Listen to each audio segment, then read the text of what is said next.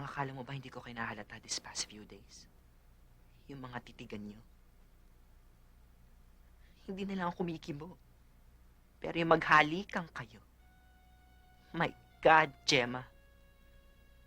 Boyfriend ng pinsan mo yung kahalikan mo kanina. Onsi, hindi ko ginusto. Aniwala ka, pinigilan ko. Pero di ko na kaya eh. Di ko napigil. Paano na si Vivian? Paano na ang pinsan mo?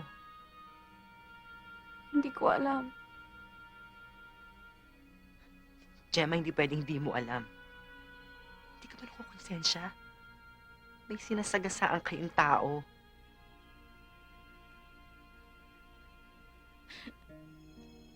Matagal na kami nagkakagustuhan ni Eric, hindi lang namin napapansin. Nawala lang ang pinsan mo. Inagaw mo na ang boyfriend niya. Onsi, kanino ka ba kampi? Akala ko kaibigan kita. Porke ba magkaibigan tayo, gusto mo konsintin ko yung mga ginagawa mo? Kung kukonsintin kita, di sana pumayag na ako sa gusto ni Ramil noon. Kaso mali yun. Mali ka rin.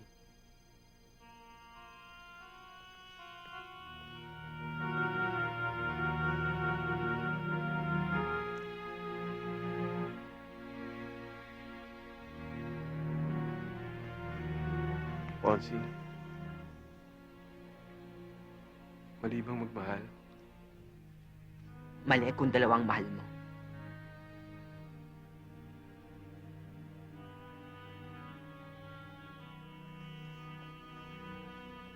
Kailangan mong mamili. Si Gemma kung si Gemma, si Vivian kung si Vivian. Hindi ko alam kung sino pipiliin ko. Yan ang hirap sa'yo, Eric. Lumaki ka nang hindi namimili. Gusto mo lahat nasa'yo. Selfish ka.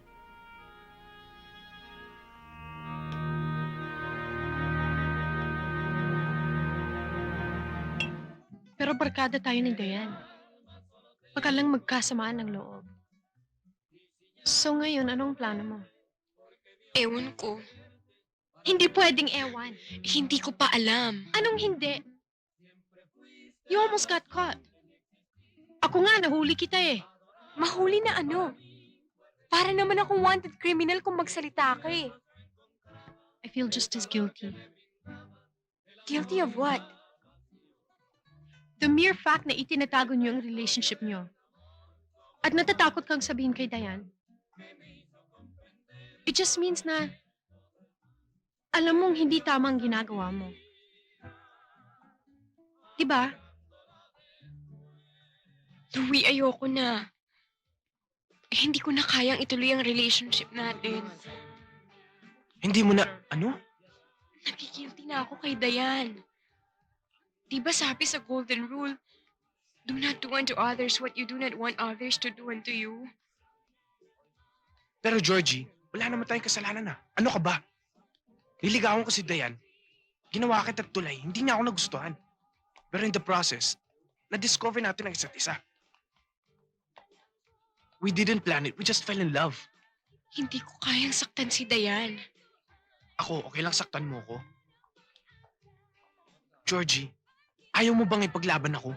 Kahit sa sarili mo? Ewan ko, naguguluhan ako. Kaya ako nililinaw sa'yo.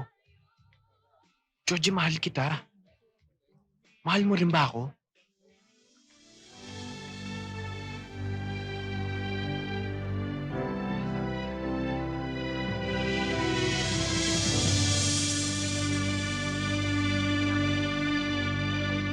Hi, girls!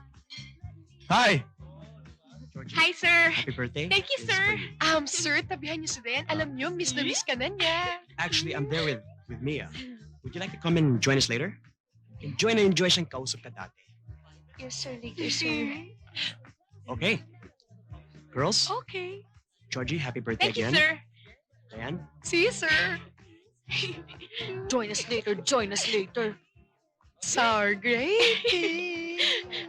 Of course not. Kay Louie pa rin ako.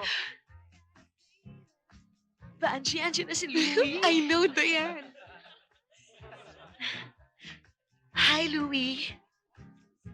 Georgie, for you. Thank you. Louie, I have a surprise for you.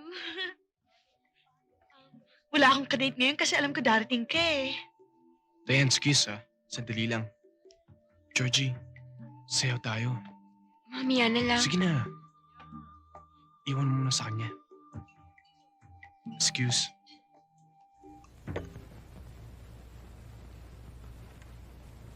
Paano yan? Ano pa magagawa mo?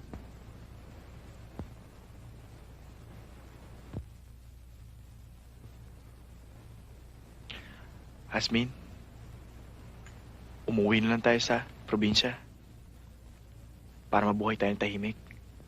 Hindi ako matatahimik. Anong plano mong gawin? Maghahanap ka habang buhay? Hindi naman mauubos ang buhay ko nang hindi ko sila nakikita. Paano? Magtitinda ka ng mga floor wax sa mga bahay-bahay baka sakaling matsyempohan mo si Baby o si Bioli?